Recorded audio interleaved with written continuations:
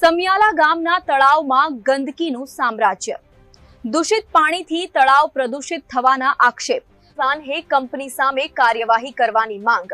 હકની વાત સંગઠનના વિકી શ્રીમાળીની ગ્રામ પંચાયતમાં રજૂઆત। વડોદરા પાદરા રોડ પર આવેલા સમિયાલા ગામના તળાવની હાલતને લઈને ગંભીર સવાલો ઉઠ્યા છે। તળાવમાં ગંદકીના ઢગલા, દૂષિત પાણી અને સ્વચ્છતાના અભાવે સ્થાનિકોમાં રોષ જોવા મળી રહ્યો છે। સમિયાલા ગામના તળાવમાં ઠેર ઠેર કચરાના ઢગલા જોવા મળી રહ્યા છે, જેના કારણે તળાવની સ્વચ્છતા સામે ગંભીર સવાલો ઊભા થયા છે। એટલું જ નહીં, નજીક આવેલી એક કંપનીમાંથી દૂષિત પાણી તળાવમાં છોડવામાં આવતું હોવાના આક્ષેપો પણ કરવામાં આવ્યા છે। દૂષિત પાણી તળાવમાં જવાના કારણે તળાવનું પાણી પ્રદૂષિત થઈ રહ્યું હોવાનો આક્ષેપ છે। જો આ સ્થિતિ યથાવત રહેશે તો આસપાસના પર્યાવરણ અને સ્થાનિકોને પણ તેની અસર થવાની ભીતિ વ્યક્ત કરવામાં આવી રહી છે। આ સમગ્ર મામલે હકની વાત સંગઠનના વિકી શ્રીમાળીએ સમિયાલા ગ્રામ પંચાયતમાં રજૂઆત કરી હતી।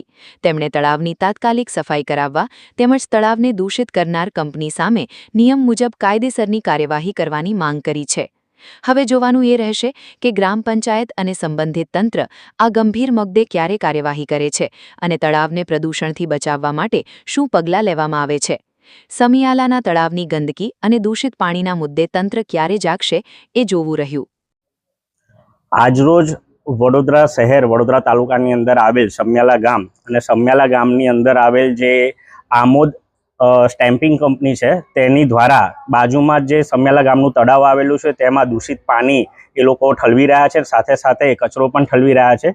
એક બાજુ સરકાર અને તંત્ર પર્યાવરણ બચાવોની મુહિમ ચલાવી રહી છે, ત્યારે આવી કંપનીઓ દ્વારા જે ગામના તળાવો પર દૂષિત પાણીનો ઠલવડો કરીને પર્યાવરણને નુકસાન પહોંચાડે છે અને કચરો નાખીને પણ નુકસાન પહોંચાડે છે, તે બાબતના વિડીયો અને પુરાવા અમારા સંગઠન સુધી પહોંચ્યા હતા અને એ બાબતે અમે આજરોજ સમિયાલા ગ્રામ પંચાયતના તલાટી કમ મંત્રી અને તલાટીને અમે આ લેખિતની અંદર રજૂઆત કરી છે કે આ કંપનીની સ્થળ તપાસ કરવામાં આવે ને જે સ્થળ તપાસની અંદર જે ગંદકી, જે દૂષિત પાણી અને કચરો ઠાલવવામાં આવે છે તો કંપની પર લીગલી જે પણ એક્શન લેવાના થાય એ એક્શન લેવામાં આવે અને ગામની સ્વચ્છતા અને તળાવની જાળવણી સચવાય તે હેતુથી તેની સાફ સફાઈ પણ કરવામાં આવે।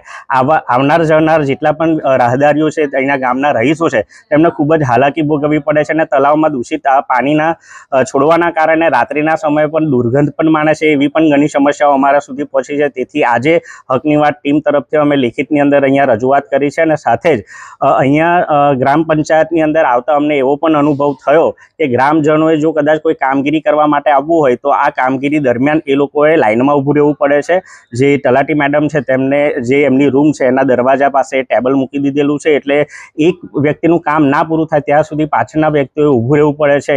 એટલે જો એમને રૂમમાં એન્ટ્રી ના મળતી હોય તો આવા અધિકારી વિશે પણ તમે શું કહેશો એ પણ જોવાનું રહ્યું। અને ખાસ અમારી માંગણી છે કે અધિકારી દ્વારા સ્થળ તપાસ કરીને કંપની વિરુદ્ધ કાયદેસરની કડકમાં કડક કાર્યવાહી થાય, જેથી કરીને આજુબાજુની કંપનીઓ પણ આવું કાર્ય કરતા અટકે, એવી અમારી માંગણી છે। છેલ્લા ઘણા સમયથી તળાવ ગંદકીથી ખદબદી રહ્યું છે, કોઈ પણ જાતની સ્વચ્છતા નથી। સ્વચ્છતાના અભાવે ઝીરો છે અને તમે એ તળાવની આજુબાજુમાં જોશો ને તો કચરાના ઢગલે ઢગલા છે અને તળાવ એકદમ દૂષિત પાણીના લીધે આ જે કેમિકલ કંપનીઓ દ્વારા જે મતલબ કે જે કંપની દ્વારા કેમિકલયુક્ત પાણી કે દૂષિત પાણી છોડવામાં આવે છે એ તળાવના પાણી સાથે મિક્સ થાય છે, તેથી તેમાં દુર્ગંધ પણ મારવામાં આવે છે અને સ્થાનિકોને એની હાલાકીનો ભોગ બનવું પડે છે। એટલે અધિકારી જો યોગ્ય કડકમાં કડક કાર્યવાહી કરે ને તો આવી પરિસ્થિતિ ઉત્પન્ન ના થાય, પણ ખબર નહીં આવે અધિકારી આગળના સમયમાં લેખિતમાં જે 25 તારીખે રજૂઆત કરી છે એની રજૂઆતને ધ્યાનમાં રાખીને કેવી કાર્યવાહી કરે છે એ હવે આપણે જોઈએ છે।